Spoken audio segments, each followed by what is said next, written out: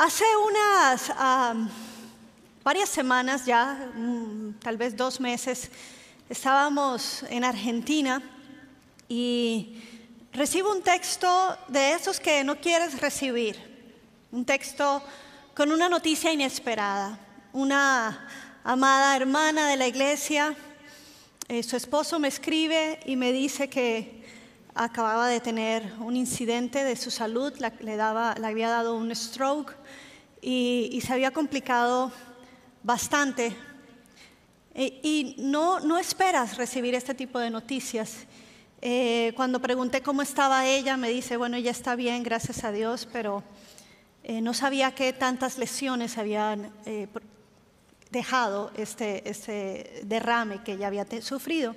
Así que tan pronto llegamos a Houston, logré visitarla en el hospital y me dio mucho gusto porque la vi comiendo en ese momento cuando entré y usted dice, como decía mi abuela, enfermo del ala pero del pico nada. Entonces, o como dicen, ¿cómo es enfermo que come? Algo así, no, algo por ahí usted completa el dicho. Entonces me dio mucho gusto porque yo realmente vi que ella pudo caminar, podía comer, podía estar bien y hablar bien. Sí tiene, por supuesto, algunas dificultades con su habla, con la lectura, pero está bien. Y una vez la vi, me dio gusto cómo la vi, pero casi que lo primero que después de las lágrimas, lo primero que escuché fue su pregunta, ¿por qué a mí? ¿Por qué a mí? Y así se llama el mensaje de hoy. ¿Por qué a mí? Y creo que es importante que como iglesia veamos lo que dice la palabra acerca del sufrimiento, pero el sufrimiento en el pueblo de Dios, el sufrimiento de los santos, el sufrimiento de los que somos amados, escogidos, apartados. Y quiero que veamos en la palabra de Dios, en 2 de Corintios, a este gran apóstol, héroe, el apóstol Pablo. Y este es un tremendo hombre que nos puede hablar con autoridad sobre el sufrimiento de los escogidos. Y quiero decirte que para enfrentar el sufrimiento necesitas fe. La misma fe que nos salva, la misma fe que ponemos en Jesucristo para salvación de pecados, es una fe que necesitamos también hacerla crecer para afrontar la vida con la misma fe. Quiere decir que la fe no es algo que se nos da o se nos regala en una medida y se queda así. La fe nace cuando ponemos nuestra confianza en Jesús, pero la fe tiene que crecer. Pero es posible que en la vida del creyente la fe sea como un péndulo que oscile entre momentos de mucha fe, de gozo, de firmeza, pero que quizás con la prueba, con los sufrimientos se va al otro extremo y entonces es una fe que duda, que pregunta, ¿por qué a mí? ¿Me está siguiendo? Y es que el sufrimiento es algo que toca a todo ser humano, a creyentes y a no creyentes. Pero el fruto que produce en el creyente es diferente al que no tiene una fe fuerte. El fruto es diferente. Y el apóstol Pablo en 2 de Corintios lo pone así. Él dice, nos vemos atribulados en todo, pero no abatidos. Perplejos, pero no desesperados. Perseguidos, pero no abandonados. Derribados, pero no destruidos. Donde quiera que vamos, siempre llevamos en nuestro cuerpo la muerte de Jesús, pero para que también su vida se manifieste en nuestro cuerpo. El apóstol Pablo no le puso máscaras, no minimizó el dolor ni el sufrimiento. No dijo, no hermano, ahí vamos, bien, gracias a Dios, en las cartas, aquí vamos, luchándola, pero bien. No, atribulados en todo, pero no abatidos. Atribulación es tormento, es realmente tener muchísimos problemas y dificultades, pero él usa la palabra pero no estamos abatidos. Una persona abatida es una que ha perdido las fuerzas y el ánimo. Es uno que ya lo dejaron sin fuerzas y sin esperanza. Él dice, sí, en todo. Y yo creo que este hombre, en otro, creo que ahí mismo en Corintios, cuando él defiende su apostolado, y él dice, yo llevo en mi cuerpo las marcas de este evangelio. No sé cuántas veces le dieron látigos, el castigo romano, varias veces naufragó. En una ocasión lo apedrearon y lo sacaron de la ciudad porque creían que estaba muerto, así le habrían dado. Pero ¿sabes qué? Después de haberse apedreado y después de que volvió en sí, el tipo entró otra vez a la ciudad a terminar el testimonio por el cual él había llegado allí. Y además perseguido, dice, por los de adentro y por los de afuera. Los perseguían los griegos, a veces los mismos judíos y a veces los mismos cristianos. Entonces él decía, por todo lado hay tribulación, problemas, perplejos. Un perplejo es como cuando usted se le cae la quijada del asombro, pero no desesperado. Pero me encanta porque al final él dice, a donde voy, de alguna manera me encuentro con el sufrimiento de Cristo, con la muerte de Cristo, pero también recuerdo que si Cristo resucitó, yo también llevo en mí la resurrección de Cristo, la vida de Cristo. Entonces, pero por otro lado, vemos en la palabra de Dios que en los evangelios Jesús nos invita a que hagamos una transacción con Él. Él nos dice, todos los que estén cargados y cansados, vengan a mí, que yo les voy a dar descanso. Y además dice, y les daré una carga, no dice les voy a quitar toda la carga, les dice, les daré una carga ligera, una carga liviana. Lo que sucede es que las cargas o el peso de la carga va a ser muy relativo. Lo que para algunos es liviano, para otros puede ser muy pesado. O si no, vaya al gimnasio y vea esos grandulones que a uno le da pena hacer ejercicio a veces delante de esa gente que anda así y anda así con unos cosos así grandotes y uno ahí con 5 temblando. Y claro, en ese sentido, si yo le doy mi carga al otro, va a decir, esto no es nada. Claro, para usted, pero para mí es pesada. Entonces Jesús dice, yo te daré una carga que es liviana y que es fácil. Mi carga es ligera. Eso es relativo, el peso. Pero lo que no es relativo en esa promesa es que la presencia de Jesús en medio del sufrimiento es lo que hace que ese peso de tribulación nos mantenga de pie y no nos tenga abatidos. Por otro lado, la palabra de Dios sabe que Él conoce nuestra resistencia de peso. Y Él mismo dice que Él no va a permitir que cargas y sufrimientos sean más pesadas de las que podemos soportar. O sea que detrás del sufrimiento hay un Padre que dice, un momento, no, aunque algunas personas pueden ser derribadas, pueden ser abatidas, a mis hijos, que yo estoy con ellos y yo les ayudo en el momento de la carga. Qué lindo que Jesús se pone con nosotros, que nos acompaña para que podamos llevar la carga y se haga más ligera y más fácil. Esa es una de las diferencias, cómo afrontamos el sufrimiento los hijos de Dios. Pero aún así nos seguimos preguntando, ¿por qué a mí? Y es que tenemos la impresión de que el pecado trae como consecuencia el sufrimiento, y es bíblico. Cuando había pecado, había juicio. La palabra de Dios dice, la paga del pecado es la muerte. El pecado trae de por sí un castigo, pero no quiere decir, la teología no quiere decir que es a la inversa, no quiere decir que el sufrimiento es por un pecado.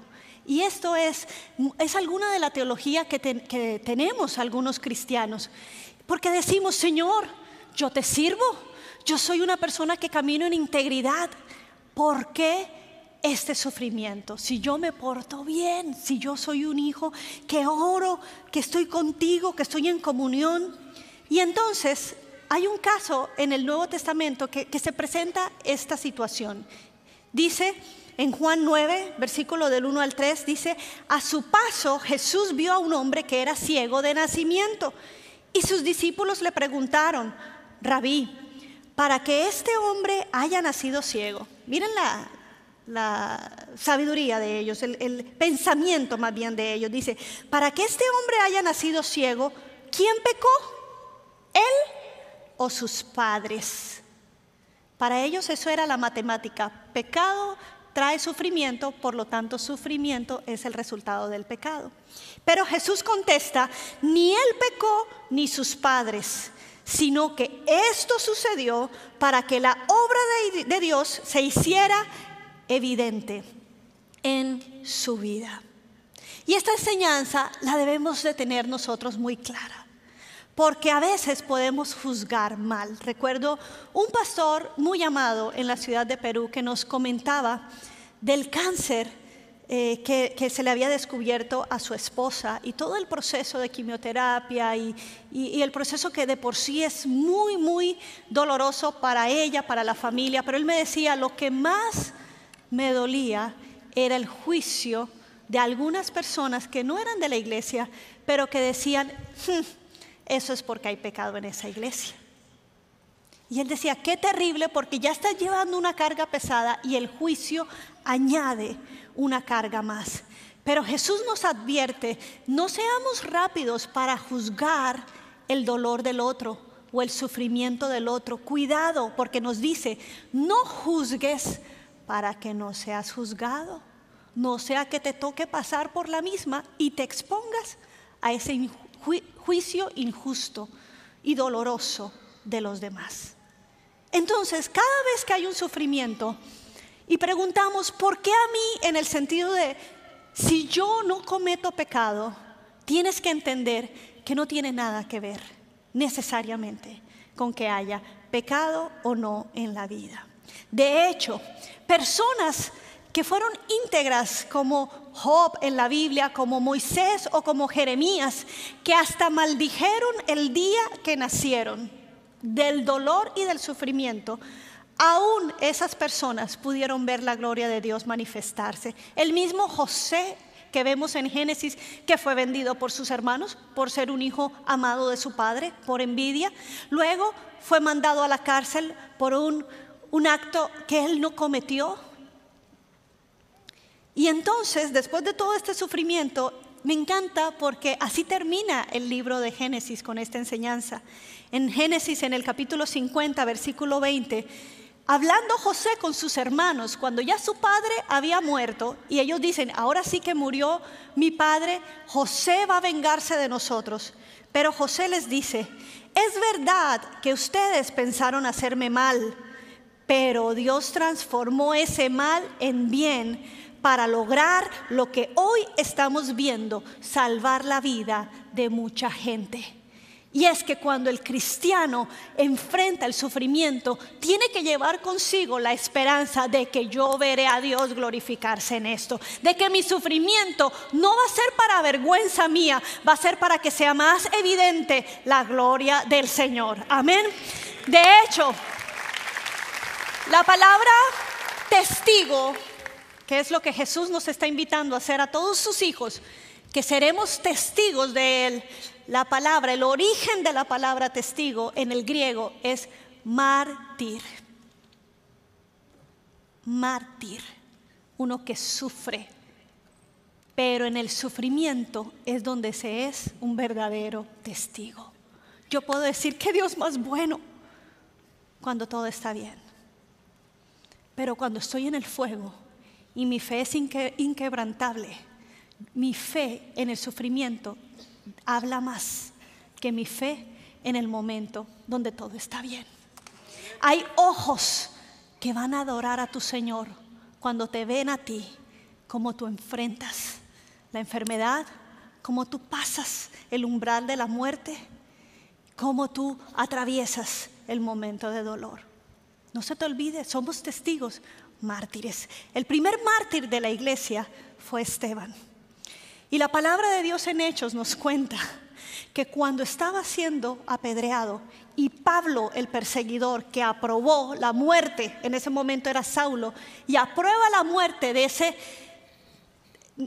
hombre, de Esteban, que era del camino de Jesús, al cual él odiaba realmente, le testificó la muerte de Esteban, el primer mártir, porque cuando él estaba muriendo, él logra ver los cielos abiertos y en medio del sufrimiento, él ve lo que está delante y él dice: veo los cielos abiertos, veo la gloria de Dios. Y para él fue más grande la gloria de Dios que el sufrimiento. Mártir, testigo. Los cristianos perseguidos, lo que más han hablado, aún desde la época de estos circos romanos, lo que más se registra de la muerte de estos mártires era la forma en que ellos, en medio de todo, adoraban a su Señor. Dios nos está llamando, es un llamado, es un propósito y una misión a ser testigos. Pero recuerda que parte del ser testigo no es solamente hablar, sino es atravesar fuertes el sufrimiento. La Escritura no nos promete una vida libre de sufrimiento. De hecho, el apóstol Pedro nos dice en Primera de Pedro, capítulo 4, dice: amados, no se sorprendan por el fuego que arde entre ustedes para ponerlos a prueba, como si les aconteciera cosa extraña. Ay, qué raro, ay, qué raro. No, estos apóstoles estaban acostumbrados. Yo creo que más bien ellos decían: uy, qué raro que en esta ciudad nos recibieron bien. Qué raro que no nos fue tan mal. Qué raro que pudimos estar un año. Porque en algunas ciudades, aunque venía persecución, podían quedarse un tiempo, pero en algunas tenían que salir y después planear volver a entrar. Y así lo dice Pedro: no se sorprendan por el fuego para ponerlos a prueba como si fuera alguna cosa extraña. Lo que sí sigue diciendo el apóstol Pedro es que ninguno de ustedes padezca como homicida, o como ladrón, o como malhechor, o por entrometerse en asuntos ajenos. O sea, hay tipos de sufrimientos. Que ninguno padezca porque se ha portado mal, no. Pero si alguno padece como cristiano, no se avergüence, más bien glorifique a Dios en este nombre. Pablo nos describe el propósito de la aflicción. Él se da cuenta de algo maravilloso. Él dice en 2 Corintios, en el capítulo 1, dice: hermanos, no queremos que desconozcan las aflicciones que sufrimos en la provincia de Asia. O sea, él escribe todo a ellos. No quiero que ustedes desconozcan lo que estamos sufriendo. Estábamos tan agobiados, bajo tanta presión, que hasta perdimos la esperanza de salir con vida. Nos sentíamos como sentenciados a muerte. Pero eso sucedió para que no confiáramos en nosotros mismos, sino en Dios que resucita a los muertos. O sea, ellos ya estaban diciendo: bueno, si ya este es el fin, y si Dios quiere que sigamos, nos va a resucitar. O sea, ya estaban seguros de la muerte. Pero Él dice: Él nos libró y nos librará de tal peligro de muerte. Y dice el apóstol: en Él tenemos puesta nuestra esperanza y seguirá librándonos. Amén. Viene esto, dice: bueno, Señor, tú me has enseñado en medio del sufrimiento que yo pongo en ti mi confianza, y que si así como me libraste, tú me vas a seguir librando y vas a cumplir tu obra en mí. De alguna manera, dice el apóstol Pedro también, dice que es que el sufrimiento, en el caso de los creyentes, genera un fruto tan bueno cuando perseveramos, porque ¿sabes qué pasa? Nos da más fe, salimos más fuertes, nos hace mejores testigos. Quiero dar la primera respuesta a la pregunta: ¿por qué a mí entonces? Número 1, porque Jesús sufrió también. Y si Dios y Jesús probaron lo que es el sufrimiento, ¿no crees que cuando nos bautizamos con Jesús es solamente bautizarnos y meternos en agua para perdón de pecados? Cuando uno se bautiza en la fe cristiana, uno se bautiza también con la vida de Cristo y con el sufrimiento de Cristo. Ahora, no te estoy dando una mala noticia, porque te bautices o no, sufrimiento lo vas a afrontar en esta vida, pero la diferencia es que cuando tú te bautizas en la muerte y sales de esas aguas, tú también te bautizas en la resurrección, y esa es una esperanza tremenda. Entonces, Cristo, Él es la encarnación de Isaías 53, el verbo o el siervo sufriente. Isaías decía que el Mesías iba a ser un hombre de dolores, un varón de dolores le llama. Pero el Padre también sufrió al entregar a su Hijo. Un padre profundamente consternado por la muerte de su hijo le pregunta al pastor: ¿dónde estaba Dios cuando mi hijo murió? Y el pastor contestó con un ánimo tranquilo y le dijo al hombre: Dios estaba en el mismo lugar donde estaba cuando su propio hijo murió. Dios conoce. Dice la palabra de Dios que Jesús, tenemos un sumo sacerdote que es Jesús, que probó todo el dolor, todo. Y llevó en su cuerpo la injusticia del pecado, cargó con las enfermedades, cargó con las humillaciones, siendo Dios, y lo soportó. Y dice en Hebreos, la carta de Hebreos nos dice: así que cuando estemos cansados y sufriendo, vamos a tener a uno que intercede por nosotros, que dice: yo sé lo que estás pasando porque yo pasé por allí y yo te doy las fuerzas para llevarte y sacarte a otro lugar. Nuestro Jesús es uno que sufrió.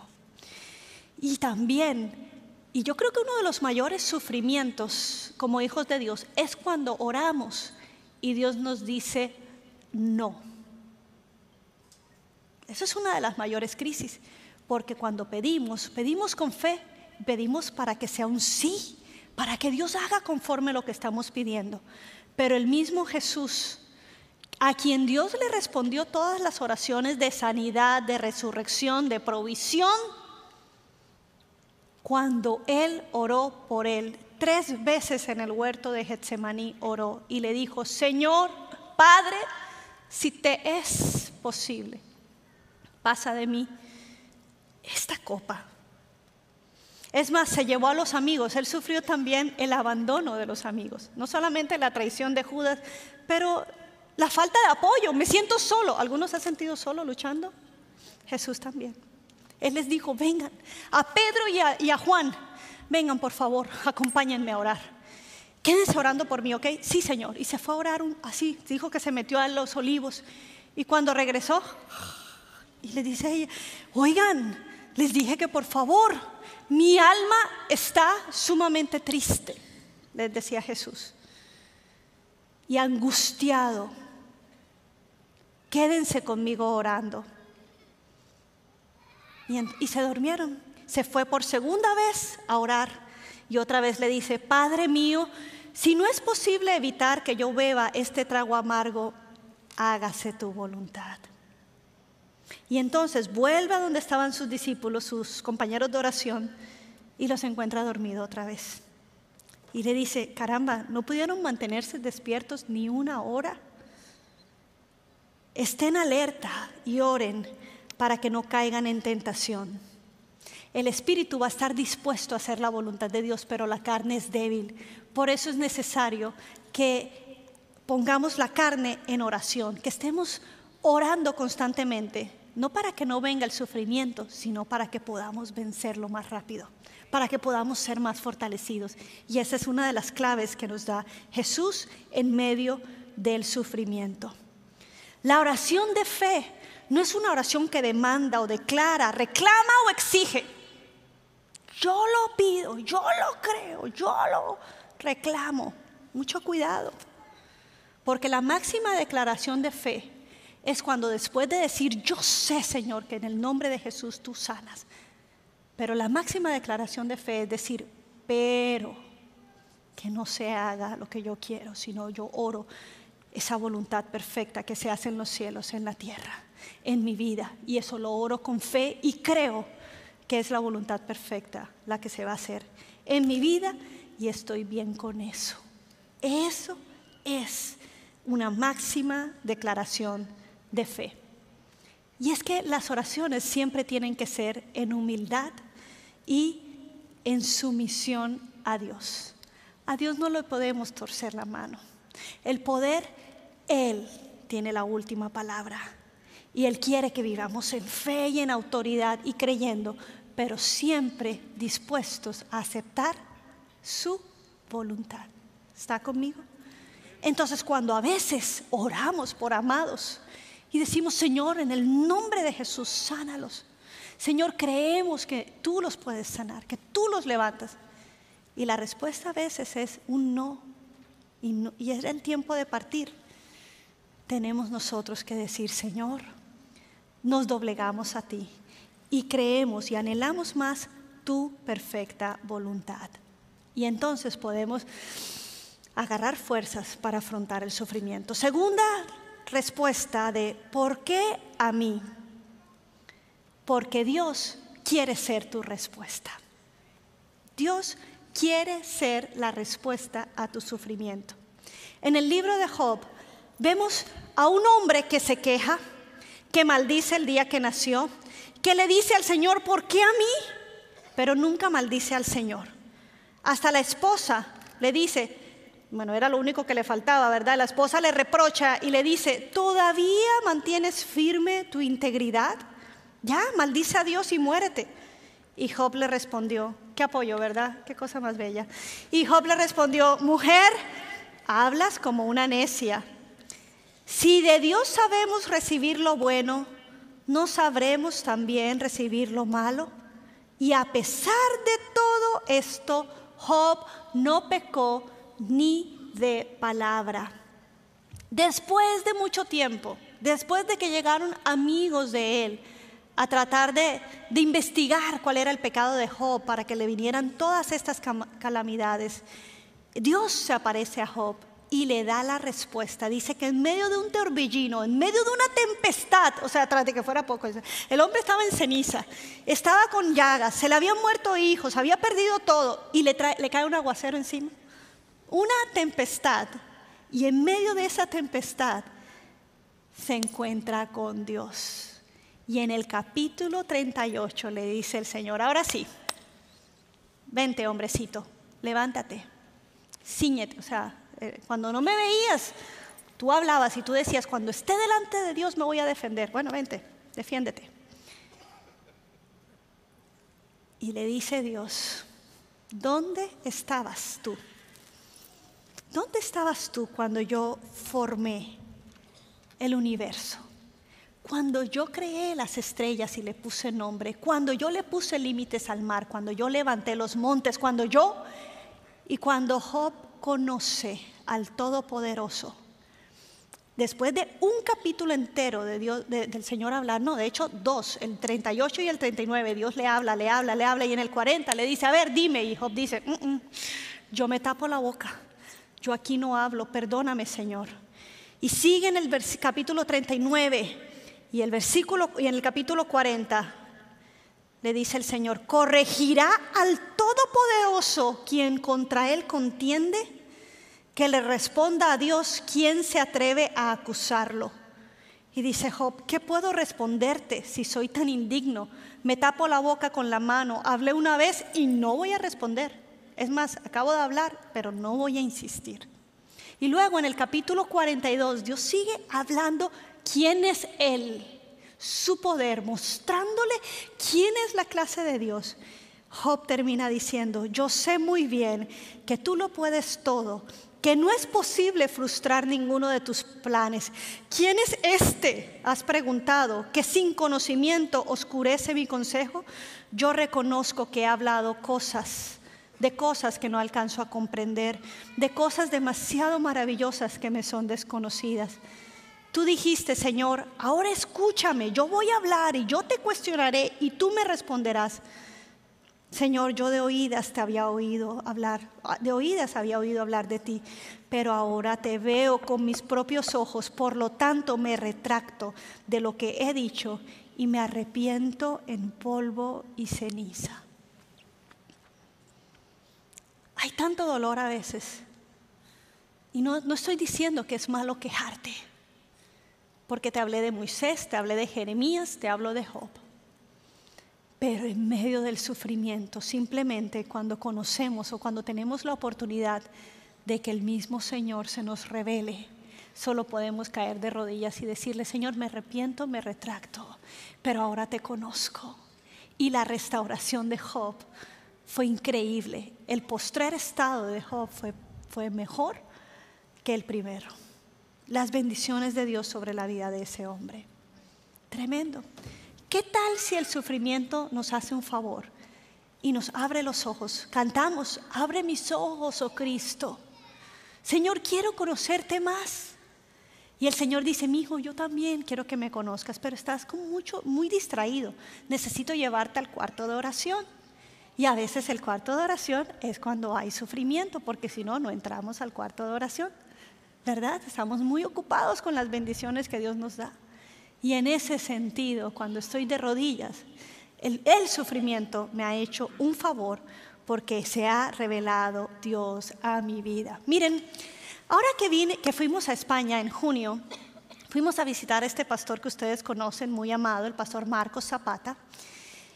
Y él tiene su suegra, iba a decir una suegra, gracias a Dios tiene una suegra, y es una mujer gallega, una mujer preciosa, de una fe llena del Espíritu Santo.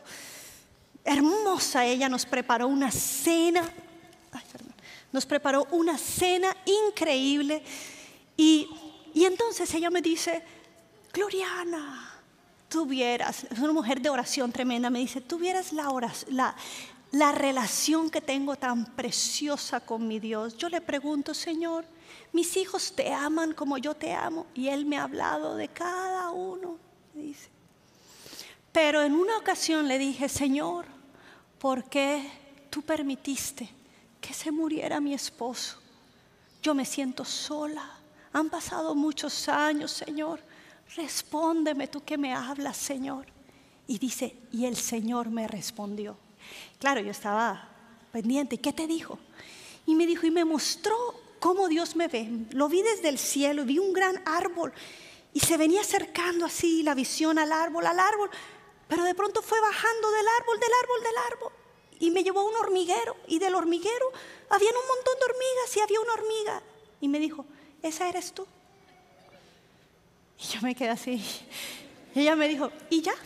Me respondió y se echó a reír. ¿Sabes qué me está diciendo así? Mija, son cosas muy grandes que, ¿para qué te las explico? O sea, desde la dimensión de Dios, eres como una hormiguita, pero me amas. Pero me ama y me mostró la realidad de quien yo soy. Y me dio una risa y dije, ya Señor, no te vuelvo a preguntar, me quedó claro. Tercero, ¿por qué Dios? ¿Por qué a mí? Porque Dios quiere enseñarte sabiduría. Eclesiastés 7, en el versículo 1 dice, vale más una buena reputación que un perfume costoso. Está escribiendo el hombre más sabio del mundo y de la historia, Salomón. Y dice, y el día que morimos es mejor que el día que nacemos. Vale más pasar el tiempo, ojo, en funerales que en festejos. Al fin y al cabo, todos morimos. Así que los que viven deberían tenerlo muy presente. Es mejor, escuchen, el llanto que la risa, porque la tristeza tiende a pulirnos. El que es sabio piensa mucho en la muerte, mientras que el necio solo piensa en divertirse. Y sigue diciendo en el versículo 14, cuando te vengan buenos tiempos, disfrútalos, pero cuando te lleguen los malos, piensa que unos y otros son obra de Dios y que el hombre nunca sabe ¿con qué habrá de encontrarse después? ¿Qué nos está diciendo este hombre sabio? Como decía Job, ¿debemos dar gracias solo por los días buenos? Debemos entender que tanto el día bueno como el día malo hay un Dios que es soberano y que de todos tenemos que aprender. Y te está diciendo el Señor, te es necesario pasar por tristezas porque allí tu corazón es pulido, porque allí reflexionas de la vida diferente, porque ahí sabes que no todo es voy a reír, voy a bailar y que lo demás que ja, ja, ja, ja, ja. Sí, hay ja, ja, ja para un tiempo, pero no toda la vida es así. Porque cuando hay tristeza, nuestro corazón tiene que meditar, parar y pensar y tener sabiduría. Nos hace un favor. Es bueno en este sentido cuando viene el sufrimiento. ¿Por qué a mí, Señor? Y el Señor te dice, porque quiero que crezcas en sabiduría, porque eres un hijo. Amén. Ponte de pie, por favor, y vamos a orar a nuestro Padre. Dios, gracias, Señor, te adoramos. Te adoramos, Señor. Hoy venimos a tu presencia como hijos. Hoy, Señor, sabemos que eres un Padre bueno, Señor, y que nos cuidas en medio del sufrimiento. Gracias, Señor, porque hoy sé que no hay un sufrimiento que yo no pueda soportar, que tú estás conmigo, Señor, llevando la carga pesada para que yo pueda llevarla también y soportarla. Yo oro, Señor, para todos mis hermanos que estén atravesando momentos de muerte, de un familiar, de enfermedad, de situaciones dolorosas. Oro que tu Espíritu Santo revele a Cristo. Oro, Señor, que en esos tiempos de oración podamos ver que tú eres todopoderoso, que tú tienes tiempos perfectos, que tú, Señor, eres un varón experimentado en dolores, Señor, y que no estamos solos. No tenemos un Dios que no tiene ni idea de lo que es el dolor. Al contrario, tenemos uno que se compadece de nuestros sufrimientos. Y hoy el Señor te dice, yo te sostengo, no te me vas a quebrar.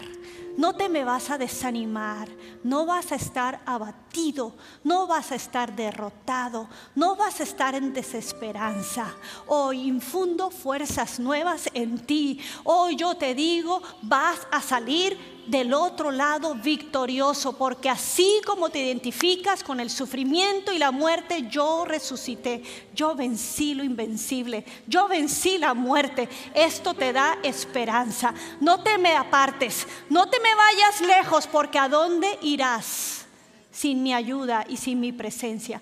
Mantente cerca, que soy el único que puede sostenerte y fortalecerte. Hoy oro por fuerzas sobrenaturales del Señor sobre ti.